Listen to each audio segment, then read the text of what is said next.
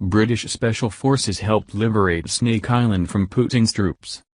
The Royal Navy's Special Boat Service is believed to have shown the commandos involved how to use underwater vehicles. It has been revealed the Dorset-based Special Boat Service traveled to Ukraine to train the Ukrainian 73rd Naval Special Purpose Centre. An army source told the Sunday Mirror, the 73rd became the tip of the sword and provided the fighting force that landed on the island. The Ukrainian special forces are as tough as they come, but what they have missed out on is our specialist kit and training. Snake Island is a small but strategically important piece of land near the Danube Delta in the Black Sea. It was seized by Russia days into Vladimir Putin's invasion of Ukraine, capturing the world's imagination when 13 defiant Ukrainian border guards refused to surrender the territory, telling the Russians, "Putin has no chance of Ukraine win. War last step as Russian despot faces reckoning.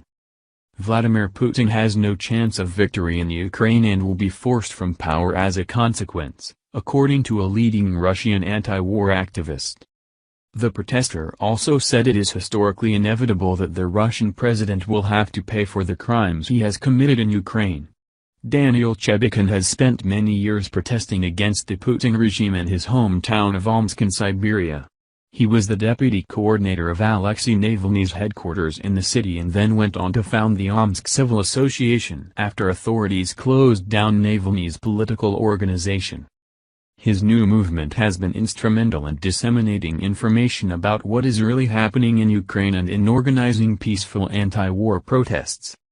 Mr. Chebikin told the Express that Putin made a terrible strategic mistake of invading Ukraine and had no chance of fulfilling his imperialist ambitions. He explained, "I don't think there is a chance for Russia to win in Ukraine under present conditions. They could claim for propaganda purposes that they have accomplished their goals. For example, if they seize the whole of Donetsk and Luhansk regions, they will say that was and had always been their war goal. But it will be only a temporary victory because I am convinced Ukraine will reclaim its independence. There can be no talk of a final victory for Russia. There is no scenario where Putin can fully seize control of Ukraine and put in his man." Mr. Chebikin believes the war was launched by Putin in a futile bid to strengthen his political power in Russia. He argued it was a cynical move to distract the public's attention from ever-increasing social and economic problems caused by the Putin regime. Recent years have seen wages and living standards fall and the continuing growth of corruption and despotism among the ruling elite. Mr. Chebikin pointed out that the war had only exacerbated the economic hardships people had been facing, and this was leading more and more people to question the political status quo. Prices have roughly doubled and people are struggling to buy enough food, with thefts from shops going up by 30% in March alone.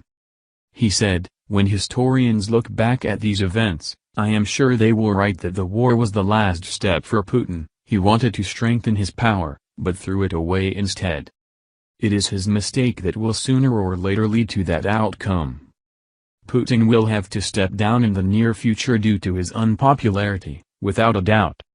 Russia has been accused of committing war crimes in Ukraine, with evidence mounting daily of atrocities carried out against civilians. Mr. Chebikin said that it was historically inevitable that Putin and his henchmen would be held accountable for their crimes and that there would be no escape from a final reckoning. He said, "I am 100% convinced there will be a trial similar to the Nuremberg Tribunal, of all the Russian leadership including Putin, as long as he does not commit suicide like Hitler, but it is unlikely that he has the courage to kill himself. Everyone who committed war crimes will be at that tribunal, those who gave the orders and those who directly carried them out.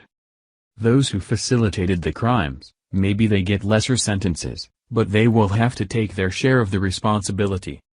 It is historically inevitable. It may take 10 to 15 years, I hope it will be quicker, but history shows us the reckoning will happen."